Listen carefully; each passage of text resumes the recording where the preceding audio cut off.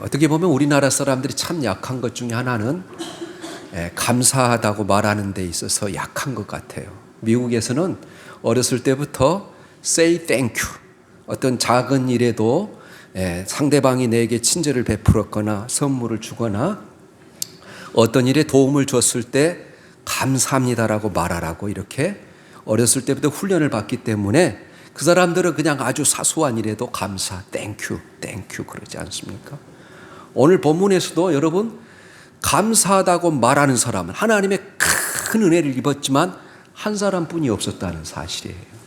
그래서 우리가 중요한 것이 뭐냐면 늘 감사하다는 말을 하는 것이 중요해요. 그러면서 실질적으로 감사하며 살아가는 것이 너무너무 중요한 시대인 것 같습니다. 왜냐하면 오늘날 우리 박용화 장로님이 이야기했던 갈등이 심한 시대, 분쟁이 심한 시대, 여러분 사람들의 얼굴에 불평과 원망이 가득한 이 시대에 우리가 감사하다는 말을 한다는 것이 모든 주변의 모든 상황과 분위기를 바꿀 수 있기 때문에 그래요. 우리가 잘 아는 우리나라에도 한번 방문해서 많은 사람에게 감명을 주고 전 세계가 갈채를 보내는 바로 감동적인 인간 승리의 주인공이 있습니다. 발로 쓴 내 인생의 악보라는 책을 쓴 분입니다. 이 책은 천상의 목소리를 가진 레나 마리아의 이야기입니다. 그녀는 날 때부터 두 발 없이 태어났어요. 그 두 발 중에 한 발도 다른 발에 비해서 짧았습니다. 그러나 그녀는 하나님을 찬양합니다. 천사의 목소리로 하나님을 찬양합니다. 그녀는 말합니다. 내 장애는 오늘 있게 한 본질적인 요소이지 장애가 아닙니다 라고 말해요. 우리가 우리에게 주어진 모든 상황들을 긍정적으로 생각하고 신앙적인 눈으로 볼 때 우리는 언제나 감사할 수 있어요. 감사 자체가 레나 마리아의 삶을 태양보다 더 밝게 만들어 주었던 것처럼 여러분 잘되고 평안한 데서 우러나오는 줄 알지만 감사는 실제적으로 그렇지 않습니다. 은혜에 대한 깨달음이 없이는 감사할 수 없어요.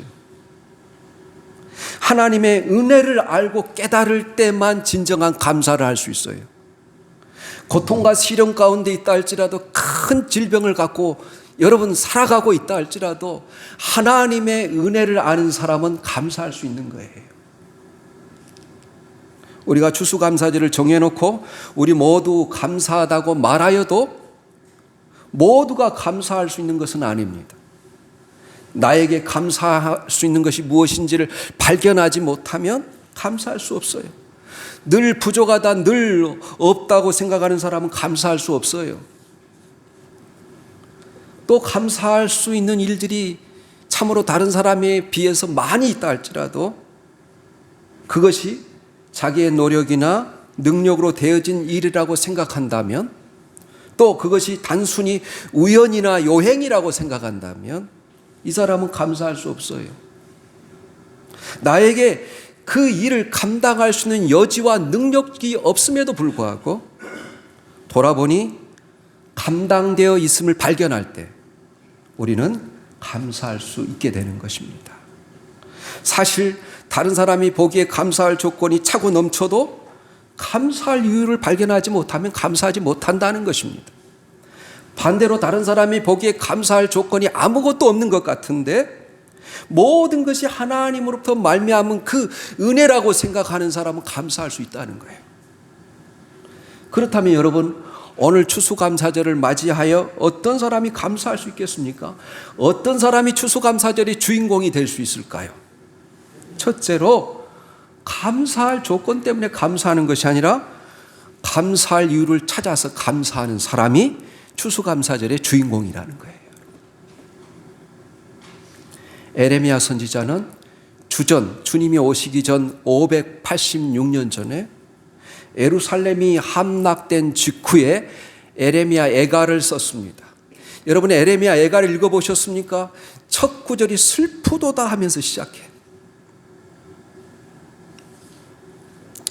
얼마나 슬픔이 가득했든지 예루살렘 성 모든 이스라엘 백성들이 그토록 여러분 사모했던 예루살렘 성이 무너질 것이라고 생각한 사람은 아무도 없었는데 예루살렘의 성이 다 무너지고 죄만 남은 그 상황을 바라볼 때 여러분 에레미야는 밤새도록 애곡하며 눈물이 뺨에 흐름이여라고 노래하고 있습니다. 하나님께서 나를 이끌어 흑암에 행하고 광명에 행치 않게 하셨다. 이렇게 에레미야가 3장 1절 2절에 그렇게 말해요. 또한 나의 살과 가죽을 쇠하게 하시며 나의 뼈를 꺾으셨고 담즙과 수고를 쌓아 나를 애우셨으며 나로 흑암에 거하게 하시기를 죽은 지 오랜 자 같게 하셨도다. 탄식하며 웁니다. 예루살렘의 멸망이 얼마나 이 에레미야 선지자에게 큰 충격이었는지 그는 나의 힘과 여호와께 대한 내 소망이 끊어졌도다. 이렇게 말해요. 그런데 에레미야 선지자의 이 신앙은 이것으로 끝나지 않았어요. 3장 20절 이하에 놀라운 고백을 하고 있습니다. 우리 에레미야가 3장 20절부터 22절까지 여러분 올려주시고 또 우리 읽어보겠습니다. 에레미야 애가입니다. 우리 같이 읽겠습니다. 에레미야 애가 3장 20절부터 22절 시작. 내 마음이 그것을 기억하고 내가 낙심이 되오나 이것을 내가 내 마음에 담아 두었더니 그것이 오히려 나의 소망이 되었사오면 여호와의 인자와 긍휼이 무궁하심으로 우리가 진멸되지 아니함이니이다. 이 처한 현실과 상황을 볼 때 낙심할 수밖에 없지만 하나님께 대한 소망이 끊어질 수밖에 없지만 마음을 돌이켜 생각해 보니 우리가 아주 진멸되지 않으신 것은 하나님의 자비와 긍휼이 무궁하시기 때문이다. 이 하나님의 자비와 긍휼을 깨닫고 다시 소망을 품게 됐다는 거예요. 그는 이 소망을 구루터기로 하여서 하나님을 원망하며 이렇게 고백합니다. 내 심령에 이르기를 여호와는 나의 기업이시니 그러므로 내가 저를 바라리라 하도다. 무릇 기다리는 자에게나 구하는 영혼에게 여호와께서 선을 베푸시는 도다. 그리고 더 나아가 우리가 스스로 행위를 조사하고 여호와께로 돌아가자. 우리의 마음과 손을 아울러 하나님께 들자. 이렇게 고백해요. 만약 에레미야 선지자가 예루살렘의 멸망함을 보고 낙심하며 하나님의 소망마저도 끊어져 버렸다면 어떻게 되었겠습니까? 정말 소망 없는 사람이 되었을 것입니다. 그에게 큰 영향력을 받았던 많은 백성들 역시 하나님으로부터 소망이 끊어진 채 더 깊은 영적인 침체에 빠졌을 것입니다. 하지만 그는 이 예루살렘의 멸망이라는 이 절망적인 현실 속에서 아주 진멸되지 않았다는 이 감사의 제목을 찾았습니다. 그리고 그 감사를 기점으로 신앙이 살아나고 육체가 살아나고 사역에 대한 소망이 사명감이 살아나게 됐어요. 오늘 우리가 절망과 낙심 가운데 여러분의 삶 가운데 가득하고 차고 있습니까? 추수감사절이지만 별로 감사할 것이 없지는 않습니까? 에레미야 선지자의 마음으로 다시 한번 삶을 여러분 돌아보시기 바랍니다. 중심에 여러분 회상해 보시기 바랍니다. 하나님께서 여러분에게 베푸신 자비와 긍휼의 흔적을 찾아보시기 바랍니다. 우리는 이 하나님의 그 귀한 자비와 흔적을 그루터기라고 할 수 있어요. 하나님께서 종종 이스라엘 백성들이 돌아오라 해도 돌아오지 아니하니까 다 여러분 그루터기만 나놓고 남은 자들 소수만 남겨놓고 다 베어버립니다. 그러나 중요한 것은 그 그루터기를 통해서 다시 큰 나무를 이루신다는 거예요. 하나님의 자비의 표적인 자비의 흔적인 이 그루터기를 우리가 발견할 수 있다면, 하나님께서 1년 동안 내게 베푸신 하나님의 은혜와 자비를 조금이라도 발견할 수 있다면, 우리가 하나님께 대한 소망을 품는다면 여러분이야말로 하나님이 찾으시는 그 한 사람, 추수감사절에 주인공이 될 수 있음을 믿으시기 바랍니다. 둘째로 여러분, 모든 것이 하나님께로부터 말미암았다고 고백하는 자가 감사할 수 있어요. 오늘 본문은 예수님께서 사마리아와 갈릴리 사이로 지나가실 때를 배경하고 있습니다. 이곳은 갈릴리 사람이 모여 사는 곳도 아니고 사마리아 사람들이 모여 사는 곳도 아닙니다. 한센병을 앓고 있는, 문둥병을 앓고 있는 사람들이, 그가 사마리아 사람이든지 그리고 유대인이든지 여러분 격리되어 살고 있었던 곳이었던 것 같습니다. 예수님은 바로 그곳에서 유대인과 사마리아인이 섞여 있는 문둥병자 10명을 만나게 돼요. 이들은 병으로 인한 고통뿐만 아니라 사람들로부터 소외당하는 것으로 오는 마음의 큰 고통과 상처를 안고 살아가는 사람이에요. 여러분, 우리가 레위기에 보면 문둥병에 걸린 사람들은 사람들을 만날 때도 45m 이상 떨어져서 내가 부정하다, 부정하다 외치면서 사람을 볼 수 있어요. 그래서 격리될 수밖에 없었어요. 그들의 사랑하는 가족과 떨어져 살 수밖에 없었어요. 얼마나 많은 상처가 있겠어요. 얼마나 많은 그리움이 있겠어요. 얼마나 가족을 만나고 싶겠어요. 하지만 당시 한센병은 하늘이 내린 병이라, 천벌이라, 천형으로 불릴 만큼 도저히 고칠 수 없는 병이었어요. 그런데 어떤 경로를 통해서든 이들은 예수님께서 그들이 사는 그곳을 지나간다는 소식을 듣게 됐어요. 예수님은 안진뱅이를 일으키고 소경의 눈을 뜨게 하고 죽은 자를 살리셨다는 그 소식을 듣게 됐어요. 지금까지 아무런 소망이 없었던 절망 가운데 모든 인생을 포기하고 살았던 이제 그들이 예수님을 만나게 될 것이라는, 그래서 그분을 만나면 고침을 받을 것이라는 이 소망을 품게 됐어요. 그러던 어느 날 예수님을 만나게 됐어요. 그 예수님을 바라보며 이렇게 외쳤습니다. 예수 선생이여 우리를 긍휼히 여기소서. 예수 선생이여 우리를 불쌍히 여겨달라고 간청하는 거예요. 누가는 여러분 마태, 마가, 누가, 요한 복음에, 여러분 마태, 마가, 누가의 복음을 우리가 공관복음이라고 하고, 요한 복음은 여러분 이 공관복음하고 이 모든 것을 보는 시각이 다르다 해서 공관복음 안에 들어가지 않지만, 누가복음의 특징은 의사 누가, 이방인이 있었어요. 그래서 의사의 모든 초점은 그 시대에 소외되는 이방인들에 대해 초점을 맞춰요. 가난한 사람들, 그리고 과부들, 그리고 여러분 모든 사람들 앞에 비난을 받는 삭개오 같은, 그리고 부자와 거지 나사로와 같은 그런 비유들, 이것은 누가복음에만 있는 거예요. 그래서 오늘 이 문둥병자들, 여러분 소외된 사람들, 사회로부터 격리된 사람들에게 초점을 맞춰서 이 말씀을 조명하고 있어요. 본문에 나오는 이 치유의 기적도 누가복음에만 기록되어 있어요. 여러분 오늘날 문둥병자를 한센병자라고 부르지 않습니다. 이 사람들이 주님이 지나가는 그 순간에 간절하게 큰 소리로 외치는 겁니다. 예수 선생이여 우리를 긍휼히 여기소서. 우리 하나님은 긍휼이 풍성하신 하나님이세요. 자비로우시며 은혜로우시며 노하기를 더디하신 하나님이셔요. 이내가 그 뜻을 돌이켜 재앙을 내리지 아니하시기를 기뻐하시는 하나님이세요. 우리가 어떤 절망적인 상황 속에서도 포기하지 않고 오늘 한센병자들처럼 큰 소리로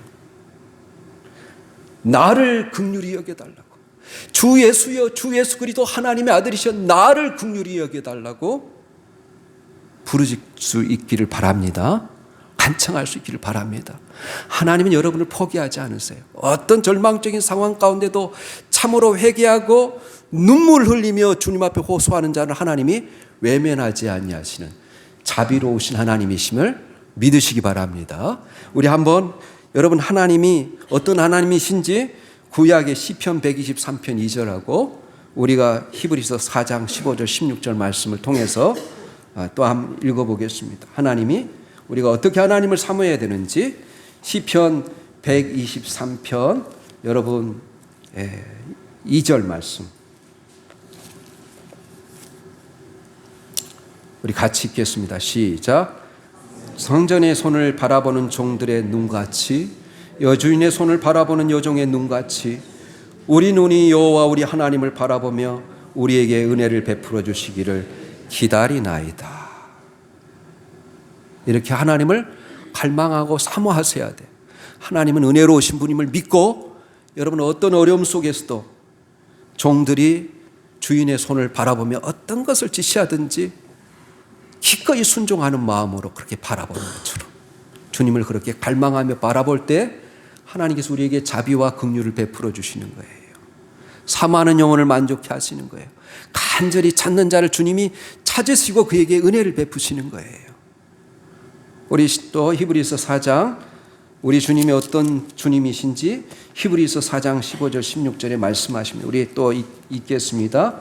히브리서 4장 15절 16절 말씀입니다. 같이 읽겠습니다. 시작.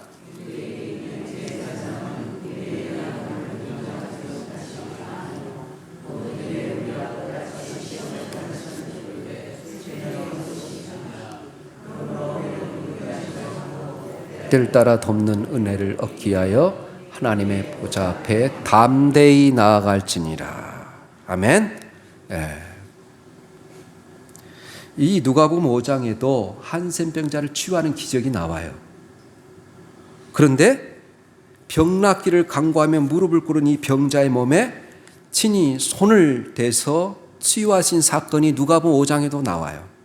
그런데 오늘 본문에서는 멀리 떨어져 있는 한센병자를 향해서 말씀으로만 치유하시는 거예요. 이는 예수님의 이 치유의 어떤 그 특징이 한 방법에만 의존해 있지 아니하고 신적 권위를 지니신 분으로 하나님의 권위를 지니신 분으로 멀리 떨어져서 말씀으로만도 치유할 수 있다는 것을 보여주는 거예요. 여기서 예수님께서는 너희 몸이 깨끗하여졌느니라 하지 않고 뭐라고 말해요? 제사장에게 가서 너희 몸을 보이라 그렇게 말해요. 당시에 제사장은 의사와 같은 사람이에요. 자신들의 몸을 이 보이는 행위는 그들의 문둥병이 다 치유된 후에나 하는 절차예요. 그래서 문둥병에서 완전히 완쾌되었음을 검증하는 사람이 누구냐? 여러분 제사장이. 그래서 제사장이 당신의 병이 나았습니다 이렇게 선언하면 공증해 주면 그 사람은 자기 가족에게 돌아갈 수 있어요. 자기 마을로 돌아갈 수 있어요. 이런 절차 후에야 비로소 문둥병이 완쾌되었음을 공증받을 수 있었습니다. 한편 예수님의 말씀을 들은 그들은 아직 몸이 어떤 반응도 없었을 뿐만 아니라 예수님의 어떤 특별한 행동도 아무것도 없었어요. 단지 예수님께서 제사장에게 가서 너희 몸을 보이라 라고 말했을 뿐이에요. 예수님의 말씀을 들은 그들은 믿음을 가지고 제사장에게 가서 몸을 보여줄 작정을 하고 가기 시작했어요. 대단한 믿음이 아닐 수 없습니다. 말씀대로 제사장에게 보이려고 가는 도중에 저마다 자신의 몸이 깨끗해졌다는 사실을 발견해요. 여러분, 말씀대로 행하니까 말씀대로 온 세상을 만드시고 창조하신 그분의 말씀대로 바로 한센병을 앓고 있었던 10명의 문둥병자들이 다 고침을 받았어요. 여러분 얼마나 희한한 일입니까? 얼마나 감사한 일입니까? 바로 그 순간 그중 사마리아 사람 하나만 발길을 돌려 예수님께로 왔고 자기의 치유의 그 원인이 예수님으로부터 말미암았다는 것을 알게 되고 그래서 주님 앞에 엎드려서 감사하다 이렇게 말했다는 거예요.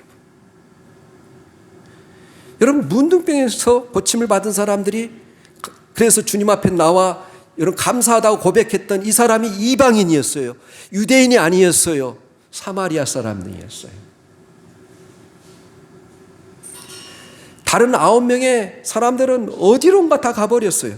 너무나 기뻐서 정신이 없어서 그랬는지 아니면 제사장을 만나 깨끗한 이 판정을 받고 가족을 만나고 싶은 그 마음이 더 앞섰는지 모르겠지만 다 그들은 사라져버리고 오직 한 사람만 와서 그것도 사마리아 사람 한 사람만 와서 주님께 감사하다고 그랬어요. 이 사람이 여러분 언제 여러분 옷을 갈아입을 시간이 있었겠습니까? 언제 여러분 애물을 준비할 시간이 있었겠습니까? 그냥 그대로 와서 주님 앞에 감사하다. 엎드려서 주님 앞에 경배하며 감사하다 그랬어요.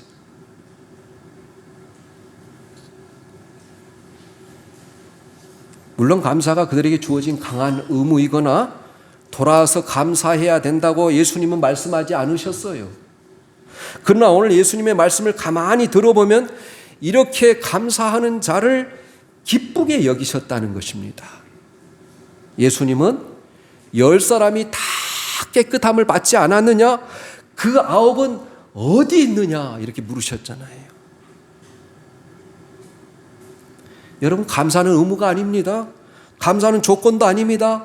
그러나 자발적으로 자원하는 마음으로 와서 감사하고 기뻐하는 것을 하나님은 원하세요. 감사하는 것이 마땅하지 않겠느냐? 우리 주님은 그렇게 말씀하시는 거예요, 사실. 어쩌면 오늘 본문에 나타난 핵심적인 진리입니다. 그 9은 어디 있느냐? 그 9명이 주님 앞에 나와서 감사하지 않았다고 해서 그들의 병이 재발했다고 보지는 않습니다. 또한 저주하실 예수님도 아니십니다. 그러나 그 9은 어디 있느냐 물으시는 거예요. 이 은혜를 모르는 사람들에게 주님이 서운함을 드러내고 있어요. 여러분 열왕기하 20장에는 유다왕 히스기야가 죽을 병에서 고침받는 일이 기록되어 있어요. 히스기야 왕이 병들어 죽게 되자 이사야 선지자는 히스기야에게 와서 이렇게 외칩니다. 집을 정리하라. 내가 죽고 살지 못하리라. 하나님의 말씀을 전했어요. 네가 곧 죽게 될 것이니 너의 모든 집을 정리할 뿐만 아니라 네가 이 국정을 운영하는 왕으로서 그 국정을 인계하라. 그러자 히스기야가 자기 얼굴을 벽으로 향하고 심히 통곡하며 회개합니다. 여호와여 구하오니 내가 진실과 전심으로 행하며 주께서 보시기에 선하게 행한 것을 기억하옵소서 하고 히스기야가 심히 통곡하였더라. 이렇게 돼 있어요. 그래서 하나님께서는 이러한 히스기야의 눈물의 기도를 들으시고 히스기야의 간절한 기도를 들으시고 내가 내 기도를 들었고 내 눈물을 보았노라. 내가 너를 낫게 하리니 네가 3일 만에 여호와의 전에 올라가겠고 내가 내 날을 15년을 더할 것이라. 그렇게 말씀하셨어요. 게다가 내가 너와 이 성을 아수르 왕의 손에서 구원하고 내가 나를 위하고 또 내 종 다윗을 위함으로 이 성을 보호하리라 약속해. 여러분 죽을 병에서 고침받아 3일 만에 성전에 올라간 것도 얼마나 감사한 일입니까? 그런데 내 생명을 15년이나 더 연장시켜 주겠다. 얼마나 감사한 일입니까? 또 더 감사한 일은 뭐냐면 바로 아수르로부터 그 시대의 모든 주변의 나라를 다스리고 있는 아수르로부터 내가 내 나라를 지켜주리라. 그런데 얼마 후에 히스기야는 바벨론 왕이 보낸 사신들을 보았을 때 자기에 있는 창고에 있는 이 보물과 금은과 향품들을 자랑하고 싶었어요. 그래서 그 창고에 있는 모든 것을 보여줍니다. 아마도 히스기야는 그 시대의 아수르를 물리치고 다시 가장 강한 나라 바빌로니아라는 이 바벨론의 동맹을 얻어서 자기 나라를 안전하게 지키고자 하는 그러한 마음으로 아마 그들에게 잘 보이고자 보여줬을 것입니다. 그런데 하나님은 이것을 옳게 여기지 않으셨어요. 하나님의 영광을 드러내지 않았다는 거예요. 하나님께서 하신 일을 마치 자기가 하신 일처럼 자랑했다는 것입니다. 하나님의 허락 없이 이방인과 동맹을 맺으려 한 일 등을 하나님은 노여워하셨어요. 하나님을 의지하지 않고 그 이방을 의지하고 더 강한 군대를 의지하는 것을 하나님은 원치 않으셨어요. 결국 히스기야 왕은 이사야 선지자로부터 이런 말을 듣습니다. 왕궁의 모든 것과 왕의 열조가 오늘까지 쌓아두었던 것을 바벨론으로 옮긴 바 될 것이고 하나도 남지 아니할 것이요 또 왕의 몸에서 난 아들 중에서 사로잡혀 바벨론 왕궁의 황궁이 되리라. 말씀을 들어요. 이 일에 대해서 역대하 32장 24절 25절에 어떻게 평가하는지 우리 한번 찾아서 또 읽어보겠습니다. 역대하 32장 24절 25절 말씀이에요. 우리 같이 읽겠습니다. 시작. 여호와께서 기도하매 여호와께서 그에게 대답하시고 또 이적을 보이셨으나 히스기야가 마음이 교만하여 그 받은 은혜를 보답하지 아니하므로 진노가 그와 유다와 예루살렘에 내리게 되었더니. 성도 여러분, 마음이 하나님 이 교만한 마음이 들어서 하나님의 은혜를 보답하지 않으면 하나님의 진노가 임한다는 사실을 꼭 기억하시기 바랍니다. 우리에게 베푸신 은혜가 있을 때마다 하나님은 하나님 앞에 나와서 감사하기를 원하세요. 받은 은혜를 보답하는 것은 해도 되고 하지 않아도 되는 것이 아니라 하나님의 은혜를 보답하지 않는 것에 대해 하나님은 진노하시는 분임을 꼭 기억하시기를 예수님의 이름으로 부탁합니다. 우리는 오늘 본문에 나온 이 9명의 고침받는 자들이 하나님께 영광을 돌리지 않고 감사하지 않으므로 어떤 일을 당하였는지 몰라요. 단지 우리는 그들로 인해 예수님의 마음이 아프셨다는 것을 알 수 있어요. 더불어 우리는 그들과 달리 예수님께 돌아와 그 발 아래 엎드려 살해한 한 명에게 어떻게 하나님께서 예수님께서 말씀하셨는지 오늘 말씀을 통해서 확인할 수 있습니다. 특별히 그가 사마리아라고 밝히면서 평상시에 유대인들이 사마리아 사람을 어떻게 취급해요? 개처럼 취급했어요. 더러운 사람처럼 취급했어요. 사마리아 사람과 상종하지 않았어요. 사마리아 사람은 그냥 불쏘시개 정도로 생각했던 사람이에요. 그런데도 불구하고 여러분, 유대인들에 비해서 감사할 조건이 아무것도 없는 그 사람이 그에게 고침받는 놀라운 주님의 은혜를 바라보고 하나님 주님 앞에 나와 감사했다는 사실이에요. 여러분, 그가 사마리아 사람이었다는 것은 변하지 않아요. 계속해서 그는 유대인들에게 천시를 받는 사람이에요. 이것이 무엇을 이야기하는 것입니까? 누가 진정 하나님의 백성이냐 하는 거예요.